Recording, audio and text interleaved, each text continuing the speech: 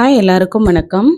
காலையில் 4 மணிக்கெல்லாம் நாங்கள் திருச்செந்தூர் கிளம்பிட்டோம். விஸ்வரூப தரிசனம் பார்க்கணுன்னு ரொம்ப ஆசையாக இருந்துச்சு. பட் கொஞ்சம் லேட் ஆகிட்டு கார் எடுத்ததுலேருந்து போய் சாமி கும்பிடவே இல்லை. திருச்செந்தூருக்கு போகல. போயே 1 இயருக்கு மேலே ஆகிட்டு நாங்கள் ஏதாவது புதுசாக எது எடுத்திருந்தாலுமே ஃபஸ்ட்டு திருச்செந்தூர் போய் சாமி கும்பிட்டுட்டு வந்துடுவோம். கார்த்திகமே 12th ஸ்டார்ட் ஆகிறதுக்கு முன்னாலே போகணுன்னு பார்த்தோம். அங்கே குழந்தை பொண்ணு பெரிய பொண்ணு ஆகிட்டான்றதுனால போக முடியல.